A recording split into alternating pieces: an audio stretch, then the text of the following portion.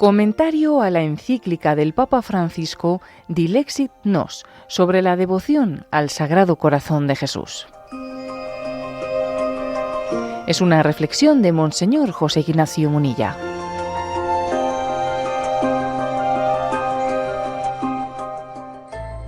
Vamos a hacer la presentación de la encíclica Dilexit Nos, ese regalo que el Papa Francisco ha dado a la Iglesia Católica, y como su temática es extensa, la vamos a hacer en dos partes. Tiene 6 capítulos y en esta primera parte yo me voy a centrar en los 3 primeros. Dilexit Nos. Comencemos por el nombre de la encíclica, como es lógico, porque Dilexit Nos significa nos amó, y podríamos decir que el título es como la esencia de la esencia, es como un resumen del querigma. El querigma es una síntesis del anuncio del Evangelio. Y podríamos decir que el título de esta encíclica, Dilexit Nos, nos amó, es como el resumen del querigma. Decir en solo 2 palabras qué es eso que el Señor ha venido a anunciarnos, que somos amados por Dios. Es el anuncio central, el corazón del querigma. Está tomado, hay distintos versículos donde podemos encontrar esa expresión Dilexit Nos. En concreto, por ejemplo, Romanos 8:37. Pero en todo esto vencemos de sobra gracias a aquel que nos ha amado.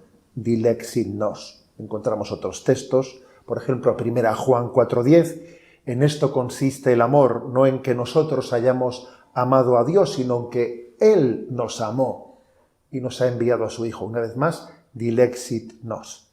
Por lo tanto, el título es revelador. También el subtítulo, porque el subtítulo es sobre el amor humano y divino del corazón de Jesucristo. Sobre el amor humano y divino del corazón de Jesucristo. En efecto, el corazón de Jesús es, por una parte, la escuela humana del amor divino y, por otra parte, la escuela divina del amor humano. La escuela humana del amor divino. ¿Por qué? Porque Dios se hizo hombre para que como hombre nos transmitiese la noticia de que Dios es amor. Escuela humana del amor divino. Pero como nosotros no sabemos amar, estamos heridos por el pecado, necesitamos que Dios nos enseñe a amar. Escuela divina del amor humano. Me voy a centrar en el primer capítulo. En primer lugar, obviamente, tiene el título de la importancia del corazón. Por cierto, una cuestión que puede ser anecdótica, pero que es simpática.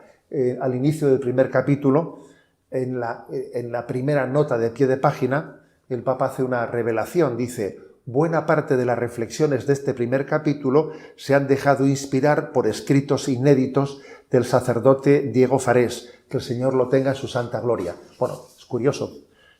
Hemos sabido que Diego Javier Farés falleció hace 2 años, poco más, 2 años, con 66 años de edad, que era de Mendoza, Argentina, y que él ingresó al noviciado de los jesuitas siendo Jorge Mario Bergoglio el provincial, y que incluso el Papa fue su padrino de ordenación sacerdotal y su director espiritual. Tendría con él una relación muy especial, motivo por el que algunos apuntes de este sacerdote habían caído en manos los estaba custodiando, ¿no? El Papa Francisco, y se sirvió de ellos para este primer capítulo sobre la importancia del corazón. Es una anécdota simpática. Supongo que este sacerdote jesuita se habrá llevado un pequeño susto desde el cielo al saber que sus escritos servían para una encíclica. Bueno, yo me voy a tomar mis libertades, ¿no?, a la hora de explicar este primer capítulo de la importancia del corazón. Sí que asumo, obviamente, la tesis fundamental, pero el propio Papa Francisco dice que el significado del término corazón es impreciso y no está en el elenco de las ideas claras y distintas. Por lo tanto, voy a hacer yo mi pequeño intento también histórico, etcétera, explicativo. Lo que está claro es que este primer capítulo responde a la siguiente cuestión. Dice: algunos se preguntan si el simbolismo del corazón sigue teniendo un significado válido hoy en día. Obviamente, la tesis de la encíclica es que sí sigue teniendo un significado hablar del corazón de Jesús, y que el símbolo del corazón sigue teniendo una potencia, una fuerza grande transmisora, ¿no? ¿Qué es lo que significa el corazón? ¿Qué simbolismo tiene, ¿no?, en nuestro contexto? Posiblemente, popularmente, el simbolismo del corazón está muy influenciado por el romanticismo. Posiblemente lo que simboliza en primer lugar es el enamoramiento apasionado. El romanticismo tuvo una gran influencia. Sabemos que el romanticismo se sirvió de Cupido, que está tomado de la mitología romana, es el dios del deseo amoroso. Se le suele representar a Cupido como un niño desnudo y alado, con los ojos vendados, armado con un arco, flechas y carcaj. Es el equivalente, posiblemente, ¿no? Es de la mitología romana, pero igual es el equivalente al Eros de la mitología griega. ¿Qué es lo que significa Cupido? Bueno, la verdad es que la etimología de Cupido, cupiditas, significa deseo vehemente, ansia, pasión. Y todos sabemos que cuando se habla de Cupido y ese angelito o ese niño alado que lanza, con los ojos tapados, que lanza una flecha, parece como si el enamoramiento fuese algo ciego, que al que le pegue la flecha, pues sencillamente se siente profundamente enamorado sin ningún tipo de racionalidad. Es un amor irracional que es apasionado. Bien, eso posiblemente ha configurado mucho qué es lo que se entiende por corazón. En las fiestas de los enamorados se ponen muchos corazones. Bien, pero no olvidemos que el romanticismo llegó un siglo después de las revelaciones del Señor a Santa Margarita María de Alacoque, con lo cual poco tenía que ver el romanticismo con esa imagen del corazón cuando el Señor hace 350 años tuvo esas revelaciones a Santa Margarita, ¿no? Con lo cual no pensemos que todas las imágenes del corazón traspasado por una flecha están inspiradas en el paradigma romántico, en absoluto. Por ejemplo, cuando vemos la transverberación de Santa Teresa de Jesús en el siglo XVI, en la que un ángel le atraviesa con su flecha el corazón, no tiene nada, cualquier parecido es mera coincidencia, ¿no? No tiene nada que ver con el romanticismo. Bien, la pregunta práctica puede ser la siguiente: ¿por qué triunfó la imagen del corazón en el siglo XVII, cuando fueron las revelaciones del corazón de Jesús a Santa Margarita María? Obviamente, todos somos conscientes de que el corazón es un símbolo, que cualquier otro órgano de la humanidad de Jesucristo es igualmente digno como un corazón. Pero ¿por qué se reveló bajo la imagen del corazón de Jesucristo? ¿Por qué el corazón? Bueno, en primer lugar, es obvio que en todos los tiempos y las culturas el corazón sí había sido símbolo del amor, porque manifestamos en nuestro corazón ciertos efectos ante las emociones, ¿no? Pues cuando una persona se acerca a una persona amada, los latidos de su corazón se aceleran. O cuando una persona pues recibe un profundo disgusto, pues siente una opresión en su corazón. Eso de ese tipo de signos fisiológicos era fácil, ¿no?, que en todas las culturas pues el corazón tuviese una cierta imagen de simbolizar el amor. Hay otro detalle importante, y es el que usa una segunda razón. En 1616, que esto igual lo tenemos un tanto olvidado, unos 60 años antes de las revelaciones del Señor a Santa Margarita María, se había realizado un descubrimiento importante, el descubrimiento de la circulación de la sangre. La sangre circulaba por el cuerpo, por las venas, porque desde el corazón era bombeada por ese doble movimiento del sístole y diástole. Eso hasta 1616 no se sabía. Se pensaba que la sangre era generada por la carne humana y fue un gran descubrimiento que impactó. Y obviamente le dio al corazón una gran significatividad. El corazón está situado en el centro del cuerpo humano y es una imagen perfecta para simbolizar nuestra inserción en el cuerpo místico de Jesucristo. Por ejemplo, cuando Santa Teresita de Lisieux dice: yo quiero ser en la Iglesia el corazón, he visto mi vocación reflejada en esa imagen del corazón de expandir, ¿no?, expandir esa sangre, esa vida de gracia a todo el cuerpo místico de Cristo. Una tercera razón por la que triunfó también la imagen, el símbolo del corazón: la respuesta al jansenismo. No olvidemos que cuando acontecieron esas revelaciones a Santa Margarita, hace 350 años, en Europa se vivía bajo el influjo de la crisis jansenista, que era una herejía que había nacido en el contexto del protestantismo, pero que había traspasado también al catolicismo, y que se caracterizaba por difundir una imagen de Dios lejana y justiciera, que asfixiaba las almas. Y las revelaciones del corazón de Jesús enfatizan la humanidad de Jesucristo. Frente a esa imagen en la que uno tiene miedo ante Dios, por influjo del jansenismo, por ejemplo, pues se había llegado a que raramente un católico comulgaba, porque tenía miedo de tener esa confianza de acercarse con esa proximidad o facilidad a recibir a Dios, ¿no? Frente a ese influjo del jansenismo, la imagen del corazón de Jesús enfatiza la encarnación. Dios se ha hecho hombre con todas las consecuencias, me comprende la condición humana. Dios tiene corazón, es capaz de compadecerse de nosotros porque conoce la condición humana. Por tanto, la imagen del corazón de Jesús fue una bocanada de aire fresco para representar al Verbo encarnado, revelado por los Evangelios.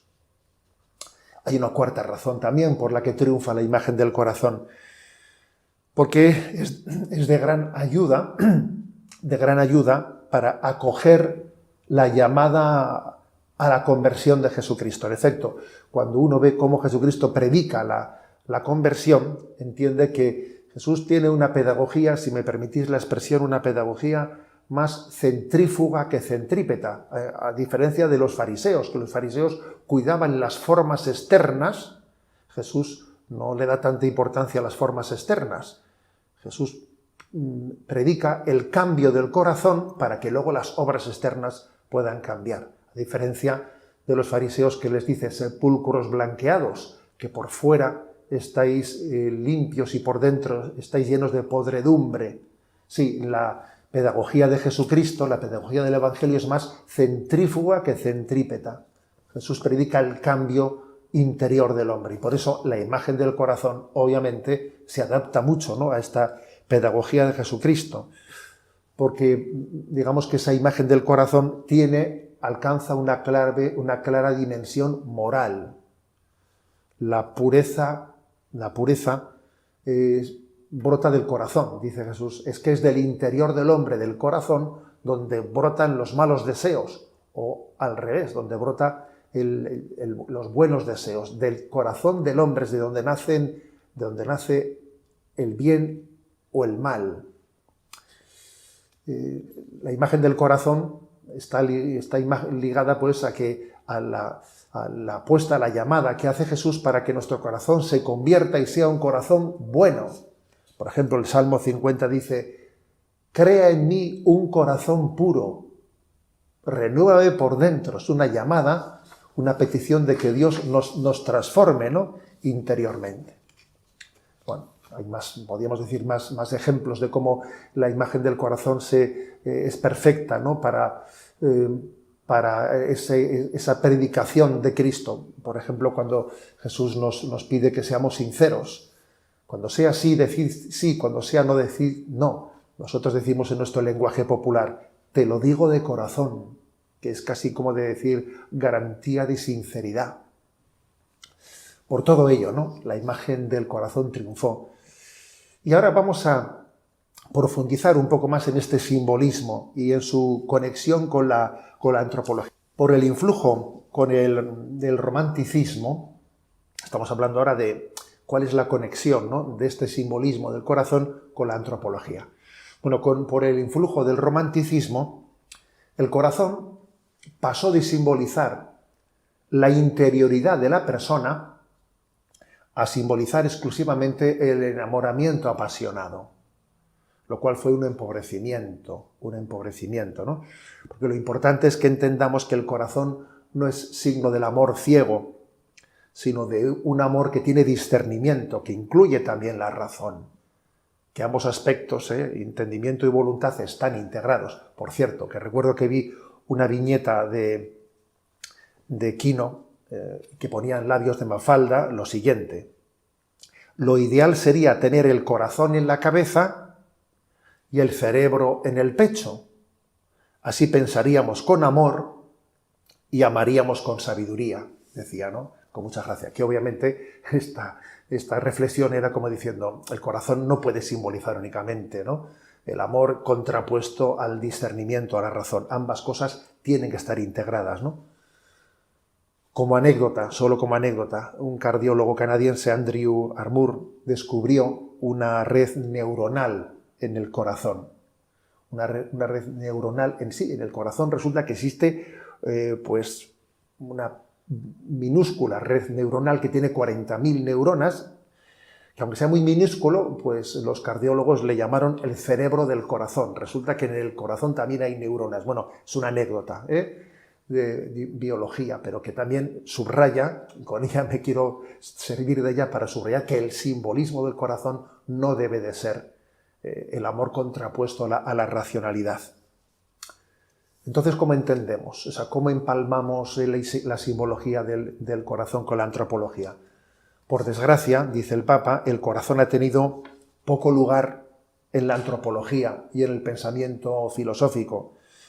La antropología filosófica, científica, ha hablado de entendimiento, voluntad, libertad, pero no ha hablado de corazón. Parece que hablar de corazón no es propio de libros filosóficos o científicos, ¿no? No se llegó, dice el Papa, a desarrollar la idea del corazón en la antropología filosófica. No se llegó a desarrollar la idea del centro de la persona, como el corazón, como el único lugar en el que nos unificamos interiormente. Y el Papa dice que es una pena.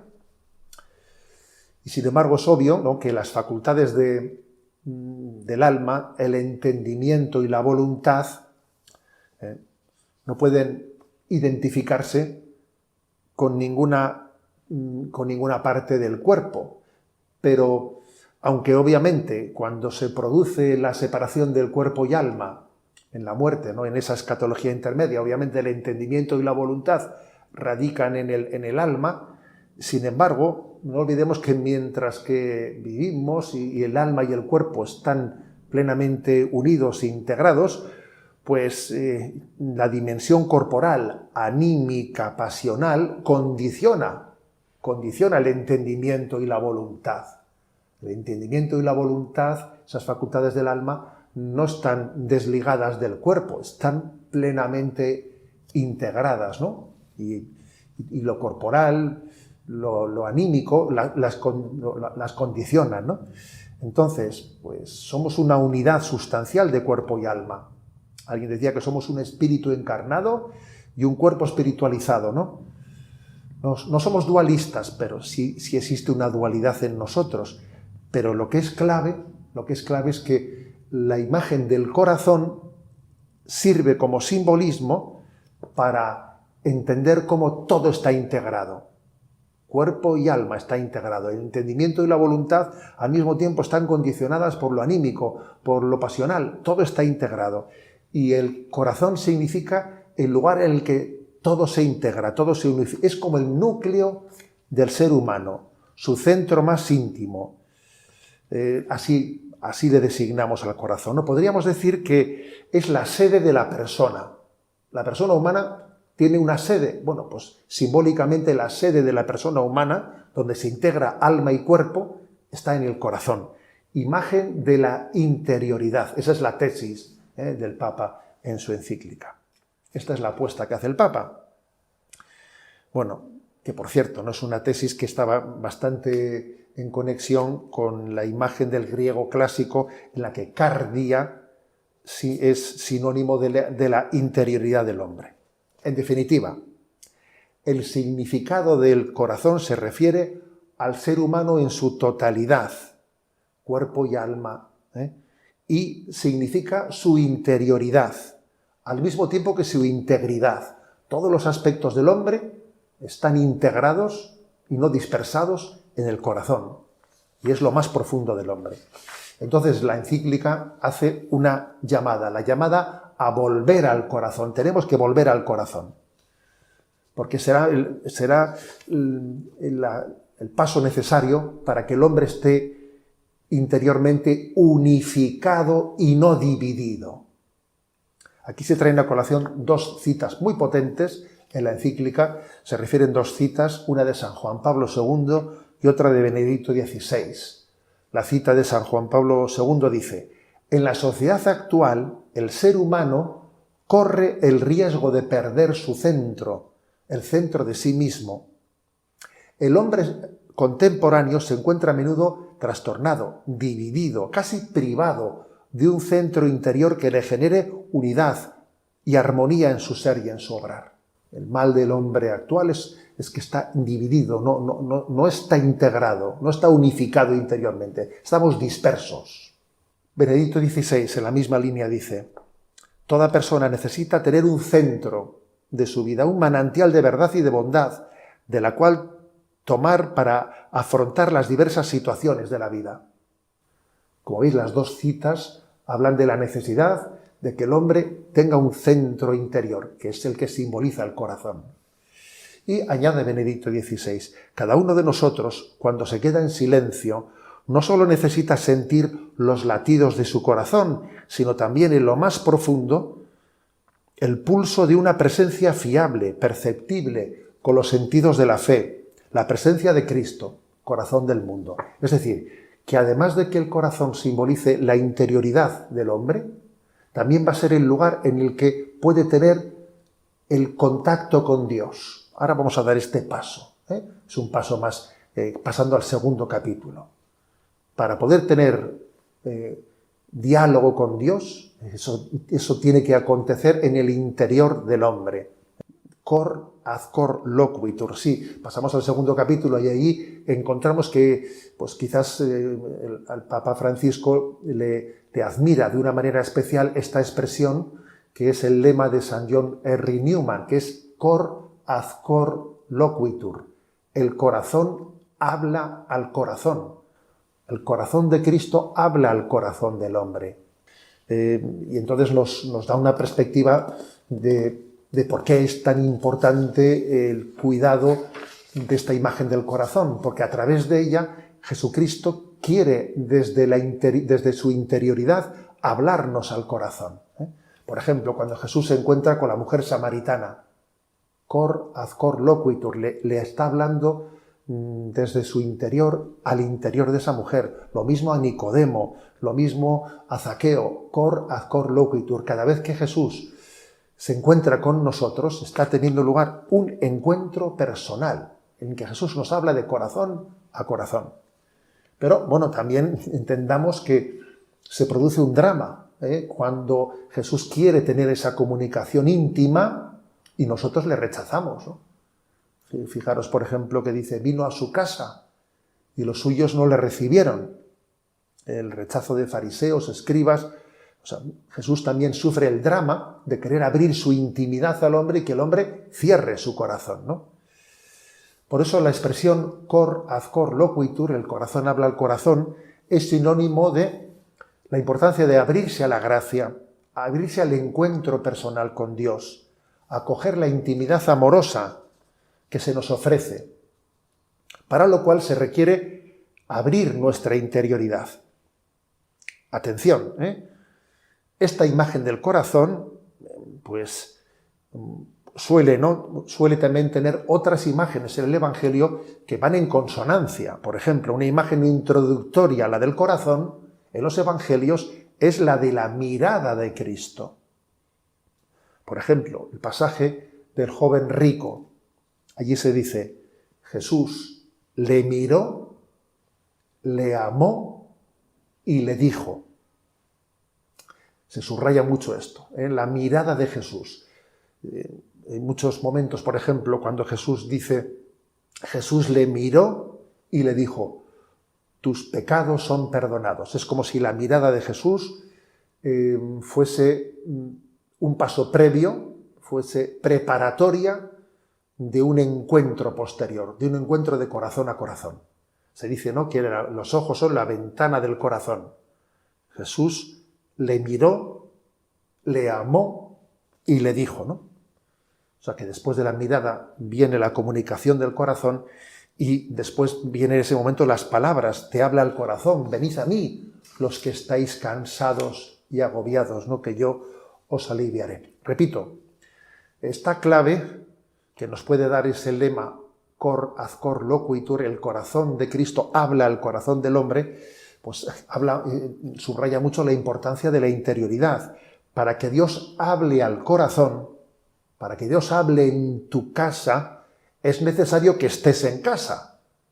Si tú no vives en tu interioridad, si estás disperso, no puedes recibir ese mensaje. Dios quiere hablar en tu casa, pero tú estás en casa, o sea, vives en tu interioridad. Así podremos entender el lenguaje pues, de San Ignacio de Loyola y de tantos otros que han hablado de las mociones de Dios en nuestro corazón.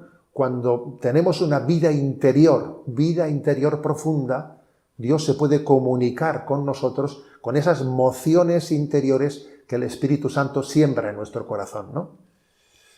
Por eso la espiritualidad católica ha insistido mucho en el silencio interior, en la necesidad de purificarnos de muchos ruidos exteriores e interiores, para que podamos ponernos en presencia primero de nosotros mismos, lo cual nos ayudará a ponernos en presencia de Dios. Aquí se da pues como una paradoja, ¿eh? Por una parte, en la presencia de Dios me conozco a mí mismo, o sea, si me pongo en presencia de Dios, eso me ayuda a ponerme en presencia de mí mismo, aprendo a conocer mi interioridad. Pero al mismo tiempo, si profundizo en mi interioridad, eso me permite ponerme en presencia de Dios. Por eso, ¿no? Es importante combatir por el cuidado de nuestra interioridad, por el cuidado de nuestro corazón. No podré, fijaros en esta tríada, ¿no? que os propongo. En primer lugar, no podré aceptar a Dios en mi vida si no le escucho, pero no podré escucharle si no le miro, y no podré mirarle si no me recojo dentro de mí.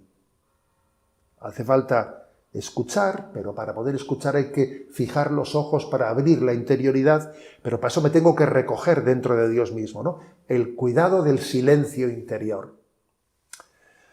Y permitidme un excursus, un breve excursus, porque es un drama que estemos entregando la bandera de la interioridad al orientalismo, al zen, al yoga, a la nueva era, que cualquier parecido es mera coincidencia. En realidad, detrás del zen, del yoga, se esconde el panteísmo, ¿no? El panteísmo, la interioridad, se confunde con el panteísmo.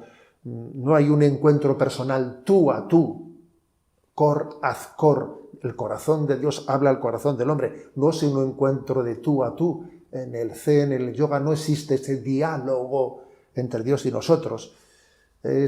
Por el contrario, es sustituido por un mero encuentro de yo conmigo mismo. Es ese silencio interior del zen o del yoga, es autorreferencial, es ensimismamiento, es tautológico. No tiene nada que ver con el cuidado interior del corazón para que Dios hable con nosotros. Nosotros tenemos que llevar a cabo el combate por la interioridad desde la tradición católica, ¿no? Sin recurrir a ese orientalismo. Y obviamente ese combate tiene que ser pues tenemos que tomarlo muy en serio, ¿no? Porque quien aspira a vivir en presencia de Dios, pues obviamente pues, le molestará pues, tanta frivolidad, tanta dispersión, tantas distracciones. Decía Teresita de Lisieux, un alma sin silencio es como una ciudad sin defensor. Quien guarda el silencio guarda su alma.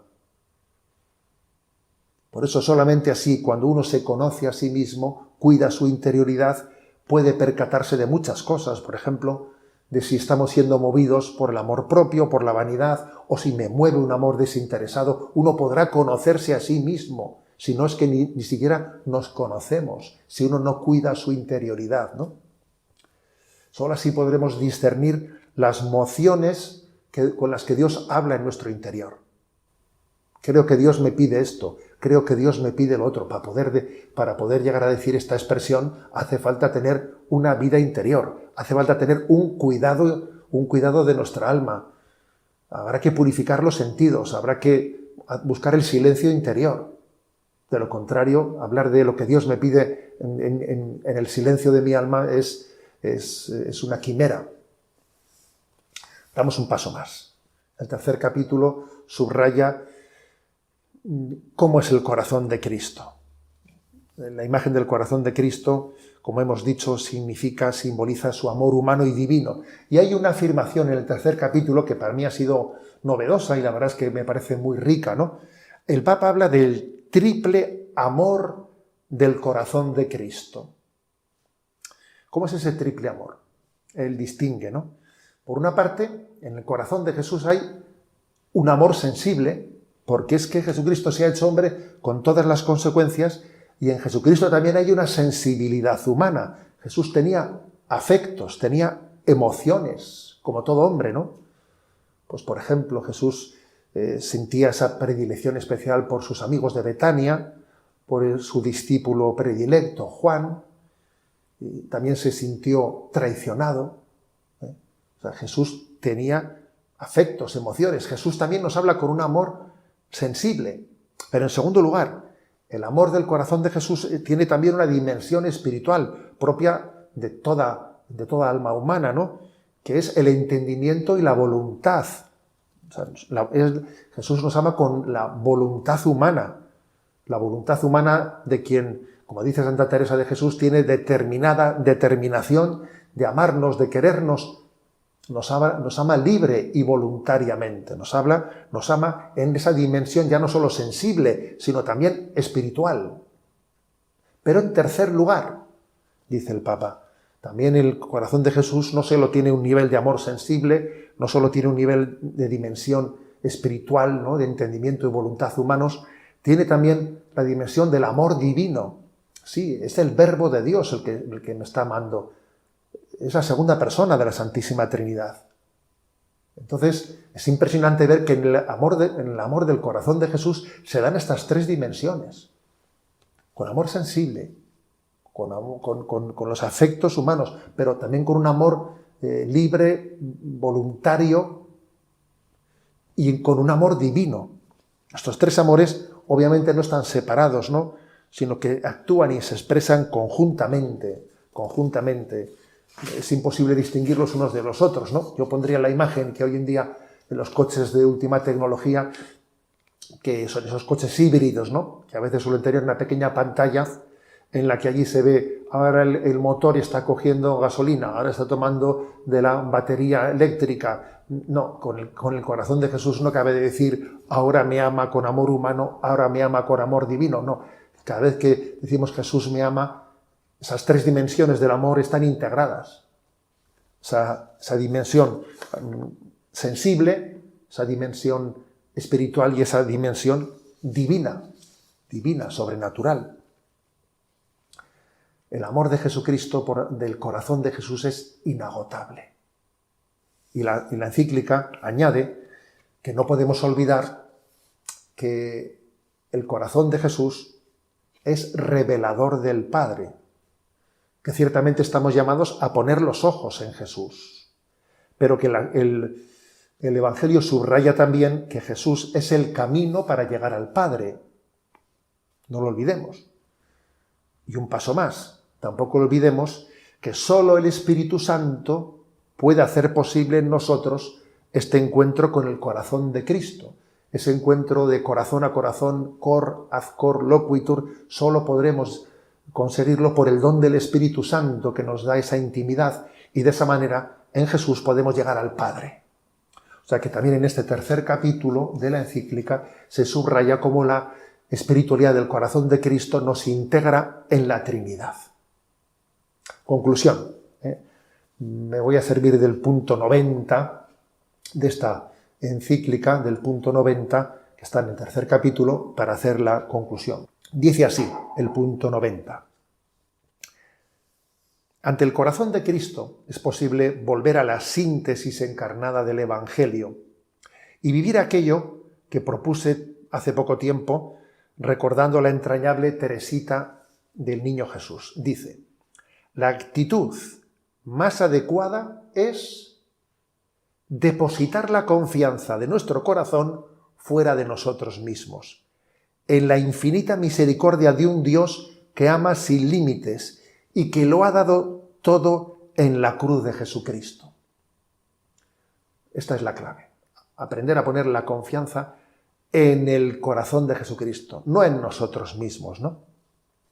Por eso la oración más popular de esta espiritualidad del corazón de Jesucristo es la famosa jaculatoria: en vos confío, en ti confío, in te confido. Es como un dardo dirigido al corazón de Jesús, en el que subrayamos: todo lo espero de Él. Mi esperanza es Jesucristo, en ti confío. La confianza es la prueba de que el amor de Dios no solo es afectivo, porque uno podría a veces no pensar, bueno, yo sí, estoy subrayando mucho el corazón de Jesús, pero eso es puro emotivismo. No, emotivismo no. El amor del corazón de Jesús no solo es afectivo, es también efectivo. La prueba es que confío, en ti confío, y confío por encima de mis miedos, confío por encima de las dificultades. No solo es afecto, es también es efecto, son hechos. El amor de Dios nos ayuda, nos permite, nos da la gracia, ¿no?, para vencer al mundo en todas sus dificultades. Por eso vamos a concluir diciendo, ¿no?, en esta conocida jaculatoria: Sagrado Corazón de Jesús, en vos confío. Sagrado Corazón de Jesús, en ti confío. Finaliza en Radio María la primera parte de una reflexión de Monseñor José Ignacio Munilla acerca de la encíclica del Papa Francisco Dilexit Nos, sobre la devoción al Sagrado Corazón de Jesús.